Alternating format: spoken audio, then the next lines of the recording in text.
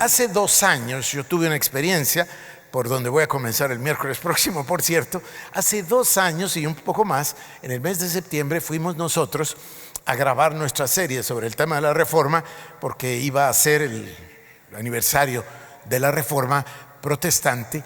Y entonces fui y llegué a la ciudad de Wittenberg y ya les conté la historia, no voy a hacerlo muy largo, pero me quedé en un hotel sin darme cuenta, sin percatarme, porque llegué muy tarde en la noche. A la mañana siguiente amaneció, no amaneció, perdón, estaba todavía oscuro. Yo me acerqué a la ventana porque yo estaba despierto por el cambio de horas, y entonces abrí la ventana para ver si había amanecido. Me percaté que no había amanecido, pero cuando me fijé enfrente de mí estaba la puerta de la catedral de la iglesia de Wittenberg, no de la catedral de la iglesia, no, perdón, la catedral del palacio de Wittenberg, que es donde Lutero clavó las tesis. Así que rápido me vestí, me bajé y me fui a orar, y ahí comenzó un proceso en mi corazón.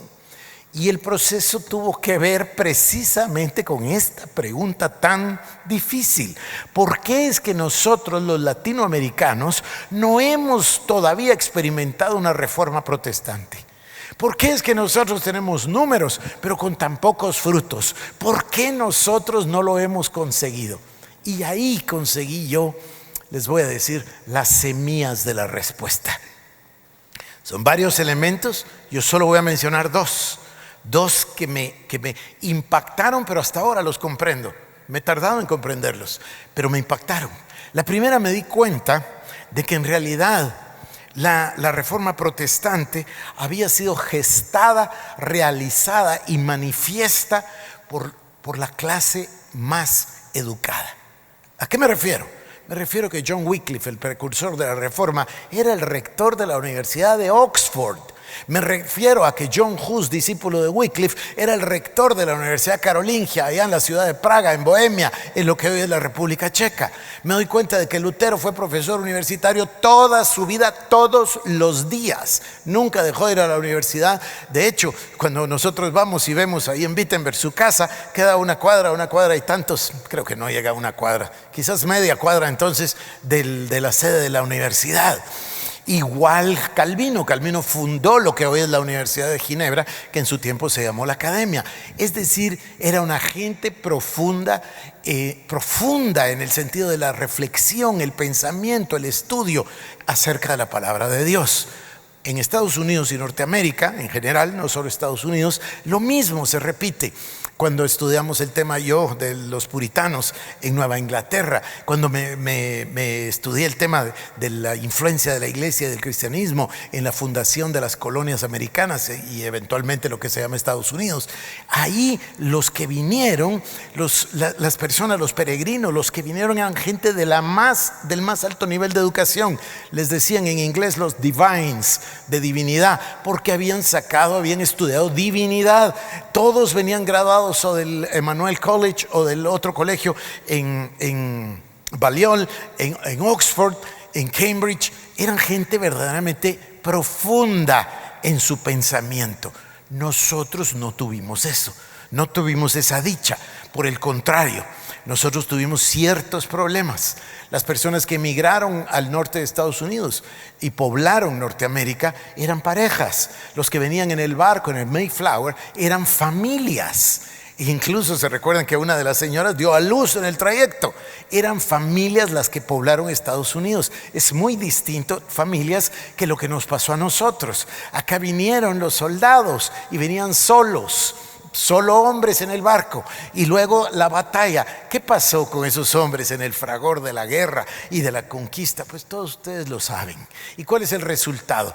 Todavía este machismo que nosotros tenemos en todo el continente. Entonces tuvimos gente que no vino como familia, no vino para formar una sociedad, sino que vino para conquistar, y que entró el afán del oro, ustedes lo saben, la plata, etcétera. Y luego que tampoco eran familias, sino que eran hombres solos. Entonces recibimos ciertos problemas que ahora todavía al día de hoy se manifiestan en nuestras sociedades latinoamericanas. Pero este tema no es el centro del asunto. El centro del asunto es la predicación de la palabra. Hay una gran diferencia entre lo que recibieron unos y lo que recibimos otros. ¿A qué me refiero? Este es el problema en realidad, este es el meollo del asunto. Se llama la predicación selectiva. La predicación selectiva consiste en la búsqueda de un pasaje, de un versículo o de una idea y predicarlo. Y eventualmente se termina totalmente fuera de contexto. Entonces era lo normal que nosotros escucháramos, entonces Juan 10:10, entonces Juan 3:16, y casi que es evidente, casi que resulta imposible de evitar que el ser humano se decanta por todas las bendiciones, porque a la gente lo que le gusta son las bendiciones. A la gente no le gusta que el Señor nos llame la atención, a lo que nos gusta escuchar es lo que nos gusta escuchar. Entonces se convierte en un ministerio de motivación, no uno de predicación expositiva. Predicación selectiva es tomar un pasaje y predicarlo. ¿Quiénes son los campeones del mundo en eso? Los africanos. Los africanos, el campeón, el que lo estableció, se llamaba Benson Idahosa.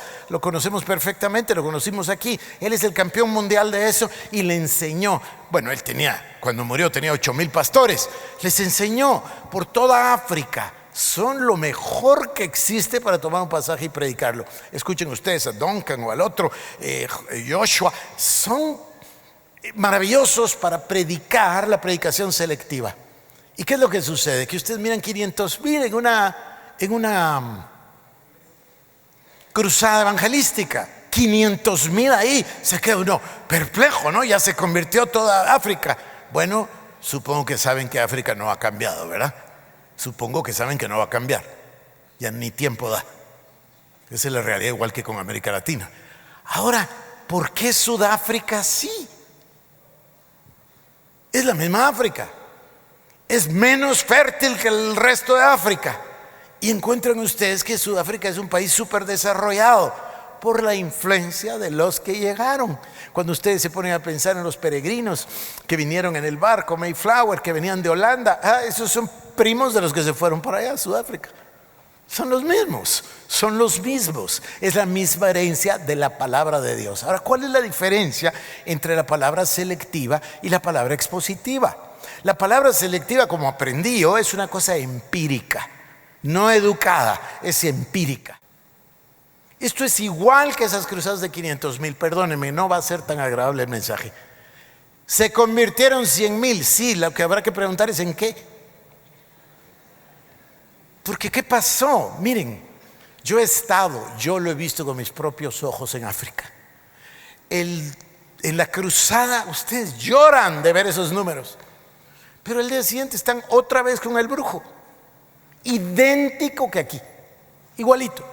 ¿Por qué? Porque este mensaje de la predicación selectiva no es lo óptimo. No contiene el panorama de la palabra de Dios. No toma en cuenta el plan completo de Dios, sino que escoge. Ahora, lo peor de eso es que el mensaje selectivo de la palabra tenía un riesgo y ahora ya nos alcanzó. El riesgo que tiene el mensaje selectivo, mire que esto me tardé décadas en entenderlo. Yo leía el pasaje una y otra vez de comezón de oír, pero no había entendido esto así. El problema de la predicación selectiva es que se va dirigiendo exactamente a lo que la gente quiere oír. Y después se convierte en el mensaje que la gente quiere escuchar. Yo no sé si saben esto que les voy a decir.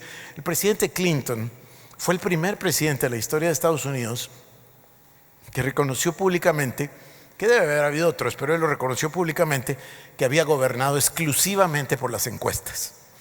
Entonces ellos tenían encuestas todos los días y él hacía lo que la gente quería. La popularidad de él, aún el día de hoy, es increíble. Pero no hacen lo que se necesita, sino hacen lo que la gente quiere. Ese es el vicio de la predicación selectiva. La predicación selectiva se convierte en algo que nos va, lejos de bendecir, nos va en realidad a llevar problemas. A ver, en palabras de Derek Prince, muchos miembros pero pocos discípulos.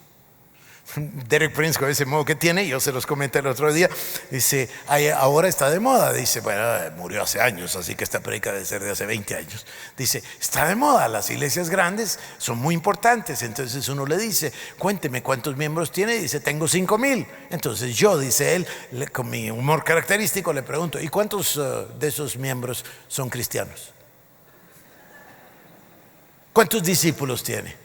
Dice, yo calculo, dice el que si hay 5,000 miembros debe haber unos 50 discípulos. Porque es una gran diferencia entre ser miembro y ser discípulo. ¿Cuál es la gran diferencia? Venga conmigo a Santiago capítulo número 2 y voy a leer verso 14 en adelante. Dice, Santiago 2:14, hermanos míos, ¿de qué aprovechará si alguno dice que tiene fe y no tiene obras? ¿Podrá la fe salvarle? Y si un hermano o una hermana están desnudos y tienen necesidad de mantenimiento de cada día, y alguno de vosotros les dice, id en paz, calentaos y saciaos, pero no les das las cosas que son necesarias para el cuerpo, ¿de qué aprovecha? Así también la fe, si no tiene obras, es muerta en sí mismo. Pero alguno dirá, tú tienes fe y yo tengo obras. Muéstrame tu fe sin tus obras y yo te mostraré mi fe por mis obras. Tú crees que Dios es uno, bien haces. También los demonios creen. Mas quieres saber, hombre vano, que la fe sin obras es muerta. Entonces, en la predicación selectiva, el mensaje es un mensaje duro contra la religión. No es por obras, no es por obras, no es por obras, es por fe. Es correcto. Absolutamente correcto, solo que no dice todo lo demás. ¿Es por obras que se es salvo? No, es por fe. ¿Es por obras que vive el salvo? Eso sí, acabamos de leerlo. Acabamos de leerlo. Muéstrame tu fe sin tus obras. Tu fe sin obras es muerta. No hay fe si no hay obras. No son para ser salvo, son para vivir delante de Dios, para dar testimonio, árboles con fruto o árboles sin fruto. Mateo capítulo 12, verso 33. O haced el árbol bueno y su fruto bueno, o haced el árbol malo y su fruto malo, porque por el fruto se conoce el árbol. Juan 15:5. Yo soy la vid y vosotros los pámpanos. El que permanece en mí y yo en él, este lleva mucho fruto, porque separados de mí nada podéis hacer. Este es el tema. Necesitamos nosotros en la iglesia creyentes que lleven fruto. El fruto se va a producir si permanecemos en la vid. Él es la vid, nosotros los pámpanos. El fruto se va a dar si somos discípulos. ¿Quiénes son los discípulos? Los que permanecen en Él y permanecen en la palabra de Dios. La palabra de Dios es la que nos da vida. La palabra de Dios es la que nos alimenta. Entonces, ¿estoy yo en contra de tener miembros? No. Estoy en contra de lo que pasó en Guatemala, que les voy a explicar qué pasó en Guatemala. Se los voy a explicar y me he tardado tanto en llegar ahí. Guatemala tuvo la venida del Evangelio hace 38 años. Y en los primeros 100 años creció menos del 2% de la población. Eso es lo que llamamos la iglesia tradicional, que se repartió el país, la iglesia presbiteriana, la bautista, la centroamericana, nazarena, etcétera, ¿no? Y se fueron por todo el país y en 100 años llegaron un poco menos del 2% de la población. Después vino en los años 70 el pentecostalismo, y este pentecostalismo reclutó a una serie de jóvenes empíricos, 100% empíricos como yo, con ciertos dones y capacidades, pero cero conocimiento profundo, cero. Yo me la llevo de autodidacta y me he pasado 40 años estudiando, pero no fui al instituto bíblico. Yo no sabía, como David les habla a ustedes de historia del Antiguo Testamento, historia del Nuevo Testamento, exégesis, homilética, hermenéutica, pero yo no lo estudié. Entonces yo fui un artífice y no tiene idea del arrepentimiento que tengo delante de Dios de la predicación selectiva. Usted me da un pasaje, le saco 8 mensajes. Sí, pero no sirve de nada a menos que sea predicación expositiva de todo el plan y de todo el propósito de Dios. Porque entonces sacamos todos los versículos que nos benefician y nos convertimos en una motivación en lugar de convertirnos en una instrucción. La palabra es para instruir, para redarguir en justicia. La palabra nos alimenta, la palabra nos cambia. Aquí viene una frase: solo la palabra va a cambiar el ser interior y la conducta de las personas. La palabra de Dios, el entender el plan de Dios, el comprender. Porque si no, la gente dice, no, mire, pare. Eso de sufrir no me gusta. Eso de exigir tampoco me gusta. Eso de dar tampoco me gusta. ¿Sabe qué me gusta? Bueno, esto es lo que me gusta. Eso es lo que la palabra dice, comezón de oír. Entonces se empieza a predicar para los que quieren oír. Cuando yo vine al Señor al principio de la década de los 80, porque yo fui salvo el 1 de diciembre del año 79, en el 80 el mensaje era la palabra de fe. Sus expositores eran el pastor Austin, Kenneth Hagin, Lester Sumrall, etcétera, Norval Hayes. Y esto se llamaba la palabra de fe y se predicaba la palabra de fe. Fantástico, maravilloso, glorioso. La fe produce milagros, la fe produce salvación. Sí, pero solo fe. No, era malo oír que Dios te quisiera castigar o que Dios te quisiera reprender. No, es la fe. Entonces, sin querer se convirtió en selectivo. Y sin querer, la predicación selectiva tiene un defecto, hermanos. Se parece un poco al pecado en ese sentido. Es descendiente, es una espiral descendiente. Ay, va a sonar horroroso, ¿verdad? Pero tiende a la degeneración. No tiende a superar, tiende a bajar. ¿Por qué? Porque tiene que hacerlo todos los días más fácil. ¿Y por qué lo tiene que hacer más fácil? Para tener más números. Eso es lo malo que tuvimos. Entonces se prende de los números y hay que quedar bien con la gente para que la gente no se moleste. Hay que quedar bien para que la gente regrese el próximo domingo. Hay que quedar bien para que los números estén. Ese es el problema de Guatemala. Entonces, fíjense ustedes, unimos la falta de entrenamiento serio, la falta de educación seria, la falta de comprensión de la palabra con este tema de la predicación selectiva. ¿Y qué pasó? ¿Qué pasó? Dice, segunda de Timoteo, capítulo número 4, versículo 3. Vendrá tiempo cuando no sufrirán la sana doctrina, sino que teniendo comezón de oír, se amontonarán maestros conforme a sus propias concupiscencias. Ese pasaje es muy fuerte. Voy a volver a leerlo. Segunda de Timoteo 4:3. Porque vendrá el tiempo cuando no sufran la sana doctrina. Sufran la sana doctrina. Sino que teniendo comezón de oír, se amontonarán maestros conforme a sus propias concupiscencias. Cuando esto sucede, lo natural es que el mensaje descienda. Y del mensaje de fe fuimos a parar al de prosperidad. Pero el mensaje de prosperidad se convirtió en el culto a la prosperidad. El tema del culto a la prosperidad fue a parar al culto a la personalidad. Y ahora ya no es ni eso, ahora es entretenimiento. Eso es lo que manda el día de hoy. Entretenimiento. La gente lo que quiere es igualar. Mire, voy a contarles algo de un libro que salió hace muchísimos años, 1992. Salió un libro que se llamaba Dress for Success. El libro era un libro secular que se llamaba Dress for Success y quería decir vístase para tener éxito. Entonces el libro en realidad no trataba del vestido. El libro trataba un contexto y decía, miren, ahora cualquier orador, no importa qué orador, no importa si es religioso, no importa si es predicador, no importa si es maestro, no importa si es de los que hablan en público, dice, ahora ya hay otra regla, dice, hay otro estándar, se llama CNN. Estoy hablándoles de cuando salió CNN, porque entonces salía un señor hiperprofesional en CNN que hablaba hiperprofesional y los otros quedaron, ahora hay que ponerse, hay que subir el estándar. A eso se refería ese libro de Dress for Success. Bueno, es lo mismo. Ahora es entretenimiento, ahora todo es entretenimiento. Hasta la información. ¿Cómo se llama la información? ¿Cómo le dicen ahora? Busque usted ahí en las redes. Infotainment. Infoentretenimiento. ¿Y cómo se llama la educación? Edutainment. Sí, los gringos siempre juntan las palabras para hacer un significado. O sea, ahora ya no es educación, ahora es entretenimiento educativo. Ahora es entretenimiento. Eso no es la iglesia, queridos hermanos. La iglesia va en ruta directa a un paredón enorme que se llama juicio de Dios. Y no se da cuenta.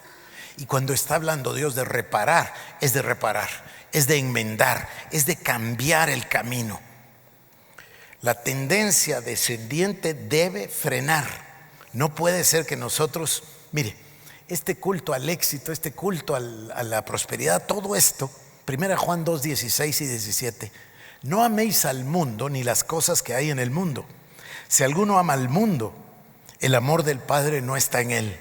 Porque todo lo que hay en el mundo, los deseos de la carne, los deseos de los ojos y la vanagloria de la vida, no proviene del Padre, sino del mundo. Y el mundo pasa y sus deseos, pero el que hace la voluntad de Dios permanece para siempre. Es la palabra lo único, queridos hermanos, que realmente va a cambiar nuestras vidas. Estoy a punto de mostrárselos. Hay una gran diferencia entre ser miembros y ser asistentes o discípulos. Hay una gran diferencia entre ser creyentes o haber confesado a Cristo y verdaderamente vivir como creyentes. Hechos 3, 19 al 21 ha sido un pasaje que nos ha servido de marco aquí en las semanas pasadas y en estos últimos días. Hechos 3, 19 al 21 dice: así que arrepentíos y convertíos para que sean borrados vuestros pecados y vengan de la presencia del Señor tiempos de refrigerio. Arrepentíos y convertíos para que sean borrados vuestros pecados y vengan de la presencia del Señor tiempos de refrigerio, que es lo que estamos esperando, que es el avivamiento. Y que entonces Cristo, a quien el cielo detiene hasta la restauración de todas las cosas, entonces venga. Entonces vamos a tener una restauración de todas las cosas, sí, esa es la maravilla de reparar. Pero antes hay que arrepentirse y convertirse, dice la palabra. Arrepentidos y convertidos para que sean borrados vuestros pecados.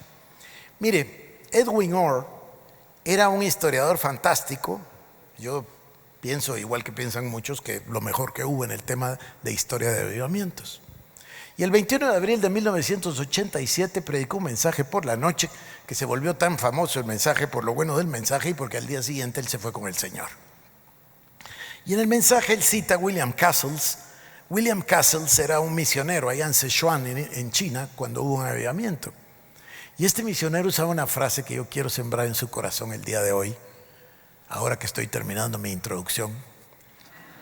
Y la frase es: el avivamiento es como el día del juicio.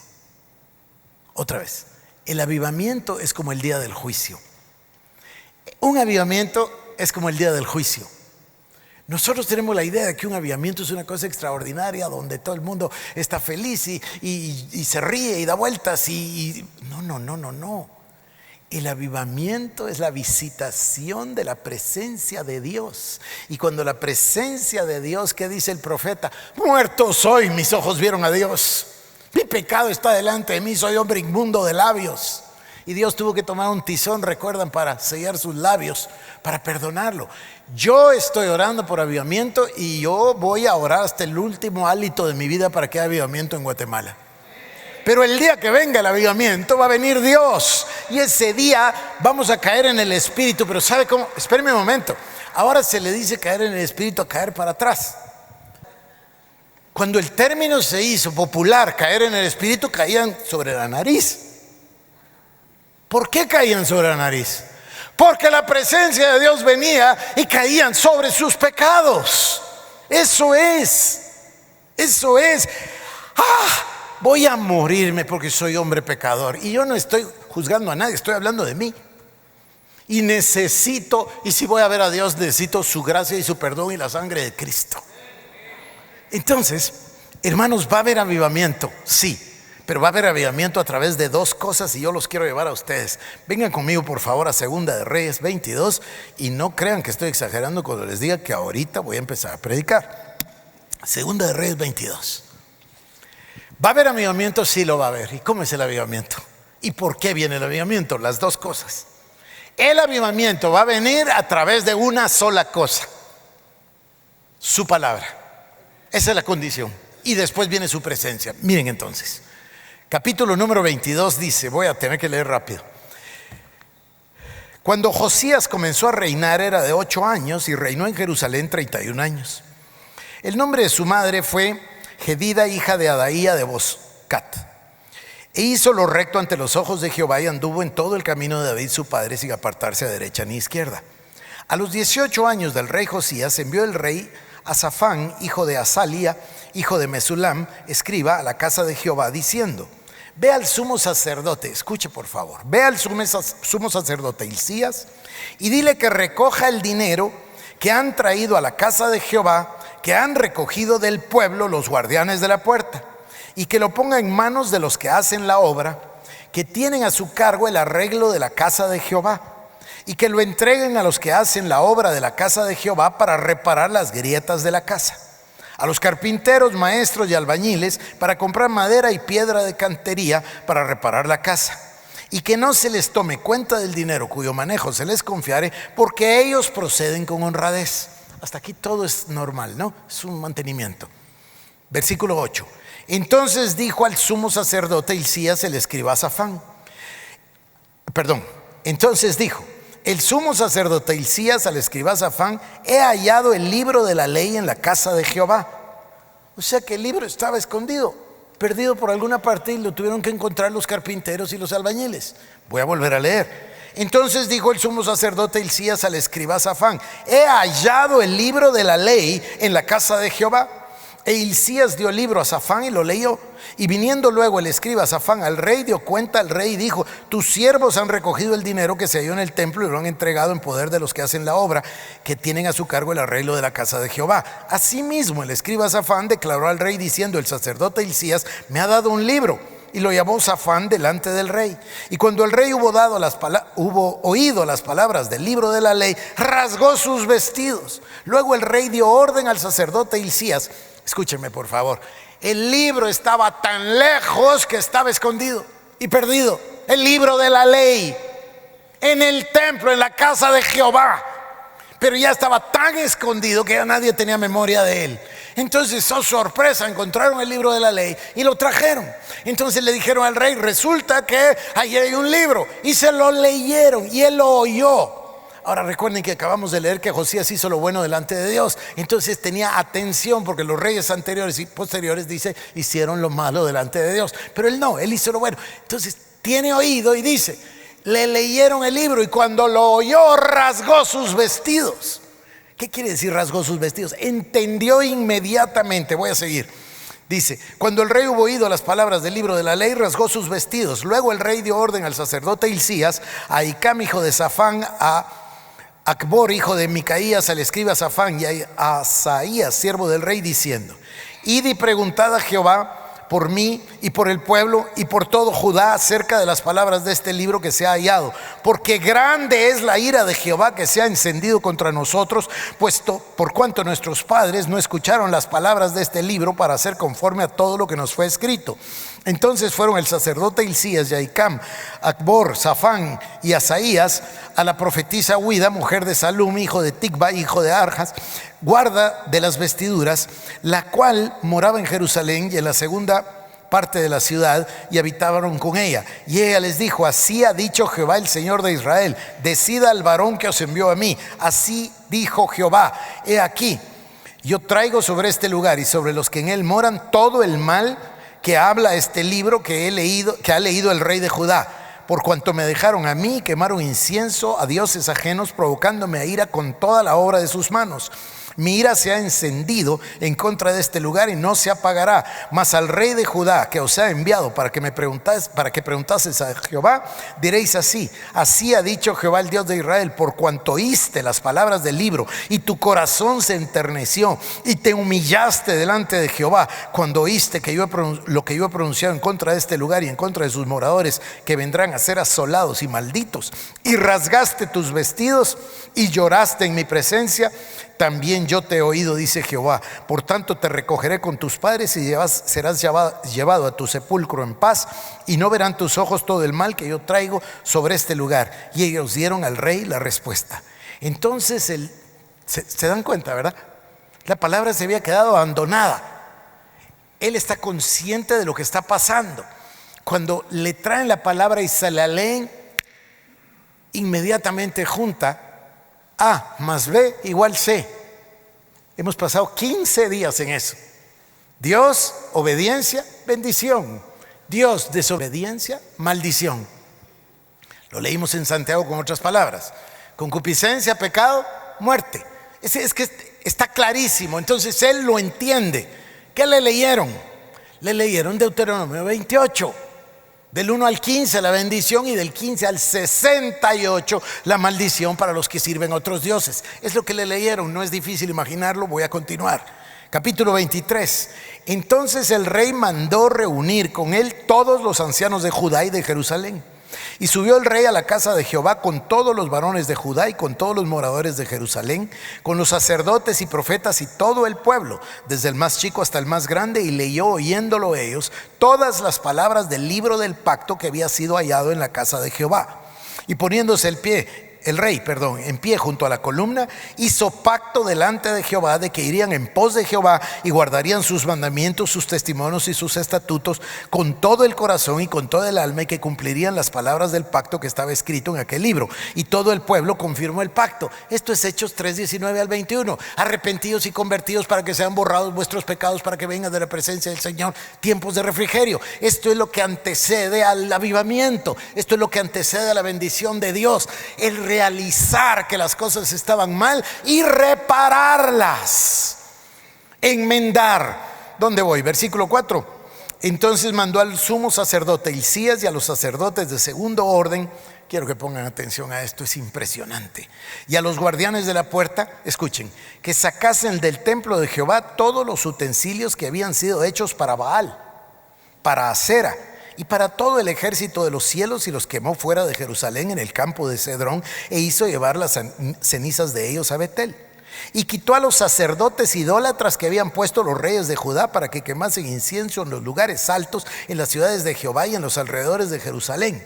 Y asimismo a los que quemaban incienso a Baal, al sol y a la luna y a los signos del zodíaco y a todo el ejército de los cielos. Hizo también sacar la imagen de Acera de fuera de la casa de Jehová, fuera de Jerusalén, al valle del Cedrón, y la quemó en el valle del Cedrón y la convirtió en polvo y echó el polvo sobre los sepulcros de los hijos del pueblo.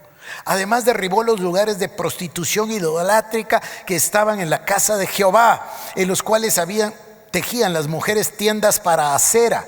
E hizo venir todos los sacerdotes de la ciudad de Judá y proclamó los lugares altos donde los sacerdotes quemaban incienso, desde Jeba hasta Beerseba, y derribó los altares de las puertas que estaban en la entrada de la puerta de Josué, gobernador de la ciudad, que estaban a mano izquierda en la puerta de la ciudad.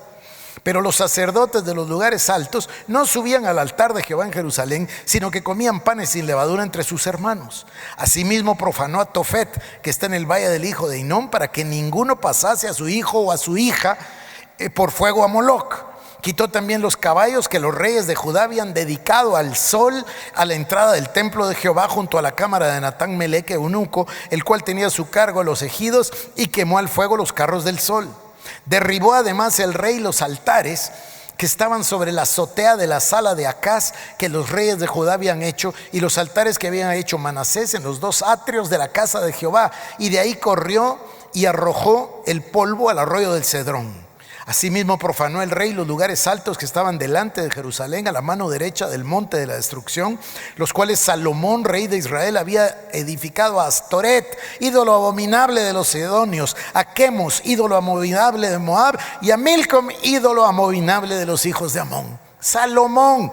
Y quebró las estatuas y derribó las imágenes de Acera, y llenó el lugar de ellos de huesos de hombres. Igualmente el altar que estaba en Betel y el lugar alto que había hecho Jeroboam, hijo de Nabat, el que hizo pecar a Israel, aquel altar y el lugar alto destruyó y lo quemó y lo hizo polvo y le puso fuego a la imagen de Acera. Y se volvió Josías, y viendo los sepulcros que estaban en el monte, envió y sacó los huesos de los sepulcros y los quemó sobre el altar para contaminarlo, conforme a la palabra de Jehová que había profetizado el varón de Dios, el cual había anunciado esto. Después dijo: ¿qué monumento es este que veo? Y los de la ciudad le respondieron: este es el sepulcro del varón de Dios que vino de Judá y profetizó estas cosas que tú has hecho sobre el altar en Betel. Y dijo: dejadlo, ninguno mueva sus huesos. Y así fueron preservados sus huesos y los huesos del profeta que había venido de Samaria. Y todas las casas de los lugares altos que estaban en las ciudades de Samaria, las cuales habían hecho los reyes de Israel para provocar a ira, las quitó también a ira. Y hizo con ellas como había hecho en Betel. Mató además a los Mató además sobre los altares a todos los sacerdotes de los lugares altos que estaban ahí y quemó sobre ellos los huesos de hombres y volvió a Jerusalén. Entonces mandó el rey a todo el pueblo diciendo: haced la Pascua a Jehová vuestro Dios conforme lo que está escrito en el libro de este pacto. No había sido hecha tal práctica desde los tiempos en que los jueces gobernaban a Israel, ni en todos los tiempos de los reyes de Israel y de los reyes de Judá. A los 18 años del rey Josías fue hecha aquella Pascua de Jehová en Jerusalén. Asimismo barrió Josías a los encantadores, adivinos y terafines y todas las abominaciones que se veían en la tierra de Judá y en Jerusalén, para cumplir las palabras de la ley que estaban escritas en el libro que el sacerdote Hilcías había hallado en la casa de Jehová. No hubo otro rey antes que él que se convirtiese a Jehová de todo su corazón, de toda su alma y de todas sus fuerzas, conforme a toda la ley de Moisés, ni después de él nació otro igual. Con este gesto Jehová no desistió del ardor. Aún con este gesto, dice, verso 26, Jehová no desistió del ardor con que su gran ira se había encendido contra Judá por todas las provocaciones con que Manasés le había irritado. Y dijo Jehová: también quitaré de mi presencia a Judá como quité a Israel, y desecharé a esta ciudad que había escogido, a Jerusalén, y a la casa de la cual había yo dicho: mi nombre estará ahí. Los demás hechos de Josías y todo lo que hizo, ¿no está todo escrito en el libro de las crónicas de los reyes de Judá? Etcétera. La ley había pasado a un lugar escondido. Acera había entrado a la casa de Jehová. El hombre más sabio de toda la historia había hecho adentro de la casa de Jehová monumento y altar para los dioses de los fenicios y de los de Amón. Acabamos de leerlo. ¿Por qué? Porque la palabra había perdido su lugar. Cuando leyó la palabra, se rasgó las vestiduras y dijo: muertos somos. Porque se dio cuenta. ¿Saben qué nos pasa a nosotros? Que en esa predicación selectiva hemos llegado a estar tan obnubilados y tan atontados, tan entontecidos, que muchísimos imprudentes dicen: es que ese es el Antiguo Testamento, es que ahora vivimos en la gracia. Lo que no se dan cuenta es que aquí habían pasado cientos de años antes de este momento. El juicio no se da en 2 días. La persona que peca dice: pues la verdad es que pequé ayer y no me pasó nada. La verdad es que pequé 2 veces y no me ha pasado nada. Pero hermanos, este mensaje es para decirles a ustedes que este es el año de reparar, porque vamos directo a toda velocidad hacia un paredón que se llama juicio de Dios. Primera de Pedro, capítulo 4, versículo 17. El juicio de Dios viene, hermanos. Y si el juicio de Dios, fíjese, lo voy a leer. A mí esto me parece uno de los pasajes más impresionantes de la Biblia. Acompáñeme, léalo conmigo por favor. Primera de Pedro, capítulo 4.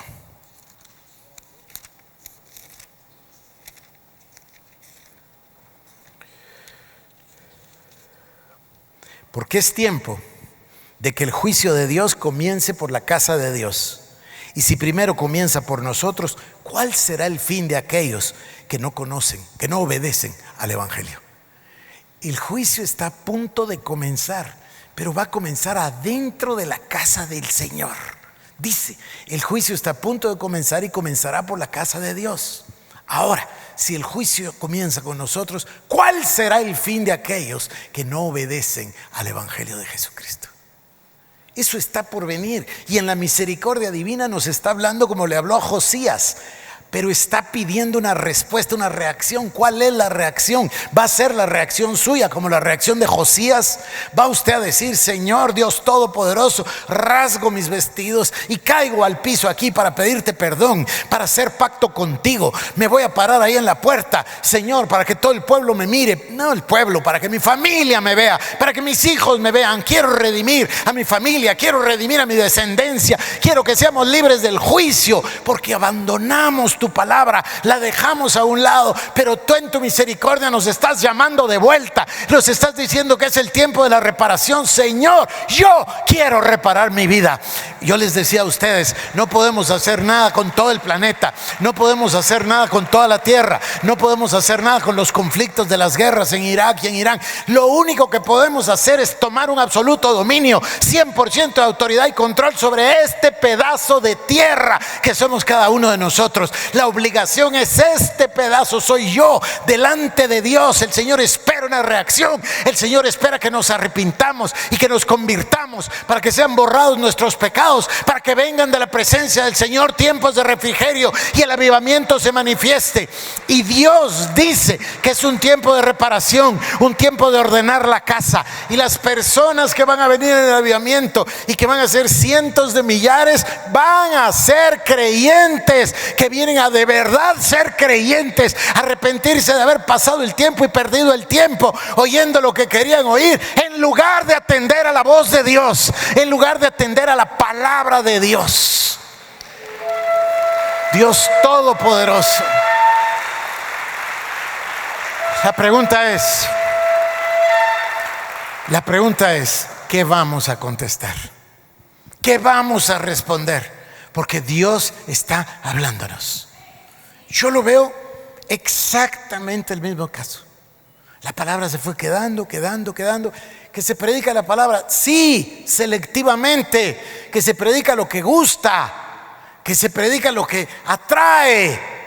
No la palabra, o como diría Pablo, mejor con Pablo, el consejo completo de la palabra de Dios. Eso es lo que dice Pablo. Y por eso lo dice de esa manera. No rehuí de predicaros el consejo completo de la palabra de Dios. ¿Por qué dice no rehuí? Por la misma razón que dice sufrir la sana doctrina. No es tan agradable. Yo no sé si han leído los evangelios últimamente, pero el mensaje del Señor Jesucristo no es agradable. El mensaje del Señor Jesucristo es un mensaje duro, fuerte. Es una confrontación total. Sí o no. Pecado o reino. Cristo o el diablo. Es una cosa firme. Y le dice, ¿quieres tomar tu cruz y seguirme? No sé cuándo oí el mensaje de tomar la cruz y cuándo oí la última vez el mensaje de tomar la cruz y seguirme. Pero es lo que dice el Señor. ¿Qué tal este otro? Todo aquel que pierda su vida por causa de mí, la ganará. Y por supuesto el otro, ¿verdad? Es poner atención a las cosas del mundo. ¿Cómo dice? Los deseos de los ojos, los deseos de la vida. Y esto es que me parece tan extraordinario el Señor y la palabra. No dice los deseos de la vida. No, dice los deseos de los ojos y los deseos de los sentidos, de la carne. Pero dice la vanagloria de la vida. Qué palabra más linda, ¿no? Vanagloria, de una vez gloria, vana, de la vida. Todo es vano, solo el Señor cuenta. Paroja, ¿qué va a responder? Yo sé que voy a responder. ¿Sabe usted qué va a responder usted? ¿Qué va a responder cada uno? Inclinemos los rostros. Hablemos con Dios ahorita. No hay más tiempo que perder. Incline su rostro. Hable con el Espíritu Santo. Hable con Dios. Pregúntele a Dios. Yo no soy nadie para confrontarlo a usted. Yo le enseñé la palabra y le leí 2 capítulos enteros del libro de Segunda de Reyes, casi completos. Mire usted qué hace con lo que yo le leí.